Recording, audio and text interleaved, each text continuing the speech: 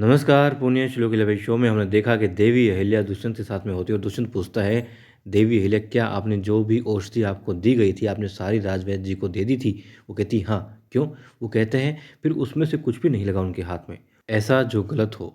वैद्य जी का कहना है कि इसमें संदेहप्रद कुछ भी नहीं निकला। अब दिखाते हैं मल्हार राव सूबेदार जी के कदम बढ़ रहे होते हैं खंडेराव होलकर के कक्ष की तरफ और खंडेराव होलकर दूध में नीमा पहलवान वाली औषधि मिला करके पीने ही वाले होते हैं। वो पीछे से बोलते हैं खंडेराव। अब खंडेराव होलकर चौंक जाते हैं जैसे कोई गलत काम कर रहे हों। फिर सूबेदार जी बोलते हैं कि क्या हुआ, चौंक क्यों गए?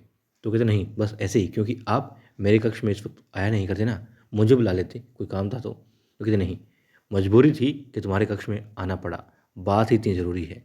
अब खंडेराव होलकर उस पुड़िया को अपने हाथ में छिपा लेता है कि बाबा साहेब को इतने भी संदेह ना हो कि वो क्या ले रहा था और क्यों ले रहा था। अब वो बताते हैं कि क्यों आना हुआ। वो बताते हैं कि ये देखो तुम्हारे लिए संदेशा आया है। संदेशा ये है कि तुम्हारी सोच, तुम्हारा आत्मविश्वास जीत गया है। और वो खंडेराव होलकर की बहुत तारीफ़ करते हैं और बताते हैं कि वाकई में तुमने विजय प्राप्त की है, तुमने बहुत नाम कमाया। बहुत खुश होते हैं वो कहते हैं कि दिल्ली के बादशाह ने कहा है कि जो तुम्हारी शर्त थी वो उसे मंजूर करते हैं और खुद अपने हाथों से तुम्हारी कमर पर तलवार बांधेंगे। अब मल्हार राव सूबेदार जी इस बात को लेकर बहुत खुश होते हैं और हैरत में पड़ जाते हैं। खंडेराव होलकर कहते हैं बाबा साहेब आप खुश नज़र आ रहे हो। कहते हैं हाँ तो खुशी की तो बात है ना, खुश क्यों नहीं होऊंगा। इधर आओ बेटा, पास में बैठो। खंडेराव आगे बढ़ता है, बैठ जाता है। वो बताते हैं कि जब तुम छोटे थे, खेला करते थे, मैं तुम्हें जानबूझ के जिता देता, तुमसे हार जाता। क्यों? क्योंकि तुम्हें खुशी होती जीतने की और मुझे खुशी होती तुम्हें खुश देख करके। फिर वो बताते हैं खंडेराव होलकर को कि तुम अभी नहीं समझोगे, लेकिन जब मालेराव बड़ा हो जाएगा तब तुम्हारी समझ में बात आ जाएगी कि एक पिता के लिए उसके बेटे की जीत, उसके बेटे की प्रशंसा, उसके बेटे के नाम और काम से बढ़कर कुछ भी नहीं होता। वो सदैव चाहता है कि उससे अधिक नाम कमाए, उससे अधिक प्रशंसा उसके बेटे को मिले, शोहरत मिले। हर पिता ये चाहता है, तुम भी चाहोगे, समझ जाओगे। फिर तारीफ़ें हो जाती है, ठीक है। अब वो जाना चाहते हैं कि ठीक है, लेकिन तुम अब उम्मीद करते हैं मल्हार राव सूबेदार जी कि खंडेराव होलकर तुम अपने कदमों को बहकने नहीं दोगे और तुम्हारे कंधों पर जो जिम्मेदारी है उसे अच्छे से निभाओगे, अपने कंधों को मजबूत रखोगे और इस सर को भी। वो कहते हैं जी बाबा साहेब। अब मल्हार राव सूबेदार जी जाने लगते हैं, पीछे रोकता है, कहता है बाबा साहब एक काम था आपसे। हिचकता है। हिचक दो तरीके से थी, एक तो वो जो हाथ में पुड़िया दवाई बैठी थी उसकी, और दूसरी ये कि गुन्नू जी को फिर से शामिल करना चाहते हैं दरबार में, प्रशासन में। अब बात बताते हैं कि गुन्नू जी को शामिल कर लिया है, उन्होंने वचन दे दिया है। अब वो कहते हैं कि मैं हस्ताक्षर नहीं करूँगा, ये तो गलत है, ऐसा नहीं हो सकता। देवी अहिल्या तभी वहाँ पर आ जाती है। सूबेदार जी कहते हैं अहिल्या देखो ये कैसी बातें कर रहा है, तुमने इसे रोका नहीं।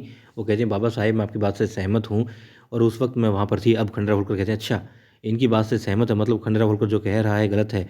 खंडेराव होलकर गलत ही कहता है, गलत सोचता है, उसका कुछ मतलब विचार तर्कसंगत होता ही नहीं। वो कहते हैं ऐसी बात नहीं है। मगर यहाँ पर अब खंडेराव होलकर नाराज़ होते हैं, बहुत ज़्यादा गुस्सा भी होते हैं और कहते हैं कि बाबा साहेब आपने अभी कुछ कहा था, अभी कुछ कह रहे हैं। तो कहते हैं दोनों ही सूरत में मैंने सही ही कहा था, तुम्हारी तारीफ़ भी सही थी और जो अब तुम कर रहे हो, जिसे गलत कह रहा हूँ मैं, वो भी मैं सही कह रहा हूँ क्योंकि तुम गलत कर रहे हो। उसने अभी भी अपने पिता को खोया है और देवी अहिल्या ने उसका वध किया था। हालांकि सज़ा उसको मिलनी थी क्योंकि वो सिर्फ मालवा के राज परिवार का गुनहगार नहीं था, पूरे मालवा राज्य का गुनहगार था, देशद्रोही था, भगोड़ा था, उसे मारना ही चाहिए था, ठीक था। मगर अभी गुन्नू जी, वो कहते हैं गुन्नू जी निर्दोष हैं, वो तो बेईमान नहीं है ना।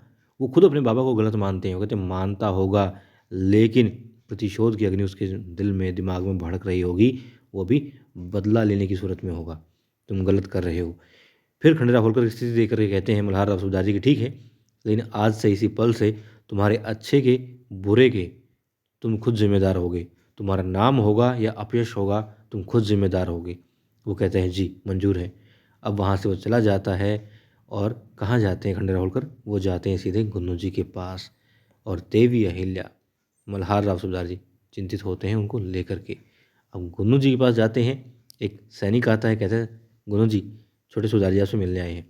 द्वारकाबाई साहेब भी वहीं होती है। गुन्नू जी कहते हैं ठीक है भेज दो। और अब गुन्नू जी अभिनय करने लग जाते हैं दुख का, दर्द का, तकलीफ का, और खंडेराव होलकर आते हैं। द्वारकाबाई साहेब भी बखूबी अपना अभिनय निभा रही होती हैं, उन्हें तसल्ली दे रही होती हैं। कहते हैं कोई बात नहीं, शांत हो जाओ, भला इसमें तुम्हारा क्या दोष है, सब ठीक हो जाएगा। तभी खंडेराव होलकर कहते हैं कि गुनू जी बाबा साहेब से बात कर ली है उन्होंने और बाबा साहेब मान गए हैं, उनको मना लिया गया है। अब आप सेना में शामिल हो चुके हैं, आपको पद मिल गया है और अब जल्द ही खंडेराव होलकर दिल्ली के लिए रवाना होंगे और गुनू जी आप साथ चलेंगे कंधे से कंधा मिला करके।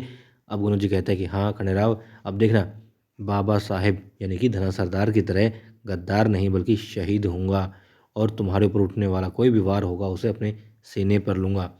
खंडेराव होलकर कहते हैं कि ऐसा कुछ भी नहीं होगा, आप और हम यानी खंडेराव होलकर और गुनू जी सही सलामत विजय पताका लहराते हुए वापस मालवा में आएंगे। और अब देवी अहिल्या बात कर रही होती है राजवैद्य जी से। राजवैद्य जी कहते हैं कि उसमें कुछ भी नहीं मिला ऐसा जिससे कुछ समझ में आए कि कुछ गड़बड़ है। फिर वो कहती हैं कुछ तो होगा।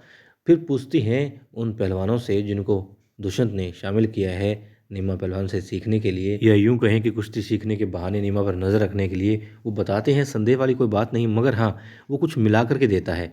खंडेराव होलकर के पास में जब भी औषधि जानी होती है खुद अपने हाथ से कुछ मिलाता है, पीसता है, उसको रगड़ता है और फिर देता है, दूध मिलाकर देता है। वैद्य जी कहते हैं वो तभी कुछ बता पाएंगे जब वो दूध जिसमें औषधि मिली हो उसकी जांच कर पाएँ। वो दूध उनके पास ला दीजिए जिसमें औषधि मिला दी गई है, फिर वो बता पाएंगे। अब देवी वहाँ से बाहर जाती है कुछ सोचते हुए और रमजानी दिखाई देती है। रमजानी को रोकती हैं, फिर एकांत में ले जाती हैं और रमजानी से पूछती हैं कि कितनी देर तक महफिल सजा सकती हो, कितनी देर तक नाच सकती हो। फिर वो कहती हैं किसी को बर्बाद करना है क्या। देवी कहती है बर्बाद करने की किसी को भी इच्छा नहीं रखती देवीला, बस खंडेराव होलकर सदैव आबाद रहें यही चाहती हैं। रमजानी कहती है ठीक है, यदि बात छोटे सूबेदार जी की है तो पूरी रात महफिल सजा सकती है, अपनी आखिरी सांस तक वो नाचेगी, जब तक घुंघरू एक भी सलामत होगा उसके पाँव में, साज बजते रहेंगे, वो नाचती रहेगी, रात से सुबह हो जाएगी मगर उसके पाँव रुकेंगे नहीं। अब ठीक है, बात हो जाती है, बता देती है वो कि नीमा पहलवान पर निशाना है, उसे पकड़ना है, उसके पास कुछ ऐसा है जिससे कि खंडेराव होलकर को बर्बाद करने की साजिश रची जा रही है। रमजानी कहती है ठीक है, पर्दाफाश हम मिलकर के करेंगे नीमा पहलवान का। और फिर दिखाते हैं देवी अहिल्या सारी बातें बता देती है मल्हार राव सूबेदार जी को। क्यों? क्योंकि मल्हार राव सूबेदार जी कहते हैं कि उसके माथे पे भी पसीना था, ना जाने उसका व्यवहार कैसा हो गया है। देवी ले बताती है खंडेराव होलकर को औषधि दी जा रही है और औषधि में कुछ मिलाया जाता है। सूबेदार जी गुस्सा होते हैं, कहते तुम्हें इतना पता है तो अब तक कुछ किया क्यों नहीं। वो कहती हैं कि इससे प्रजा में असंतोष जा सकता है, क्योंकि बिना पूरे सबूत के साथ में यदि हम किसी पर इल्ज़ाम लगाते हैं, पकड़ते हैं और गलत साबित होते हैं तो जनता हमारे बारे में क्या सोचेगी, हमारे विचार, हमारी सोच गलत साबित हो जाएगी, जो एक बार भी ऐसा हो देविलिया नहीं चाहती। वो कहती हैं जैसे ही सबूत मिल जाएंगे काम हो जाएगा। पूछते हैं शक है, वो कहती है हाँ नीमा पहलवान पर।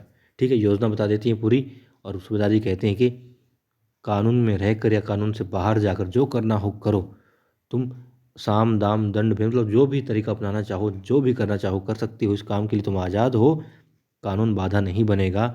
और यदि दोषी पाया जाता तो बताना, उसका सर कलम खुद खंडेराव के बाबा साहेब करेंगे। और वहाँ पर अब जो दासी होती है, सेविका कह लो या सहायिका कह लो, रमजानी को पूछती है कि आज बहुत सज रही हो, किसके लिए। अब रमजानी कुछ नहीं बताती, वो सोचती है कि हाँ देवी अहिल्या ने कहा था किसी को पता नहीं चलना चाहिए और ये महफिल खंडेराव होलकर की सलामती के लिए है। अब वो मुँह खोलने को होती है, खोलेगी नहीं खोलेगी, बोलेगी नहीं बोलेगी, मगर देखने वाली बात ये होगी कि पर्दाफाश होगा या कि नहीं होगा नीमा पहलवान का।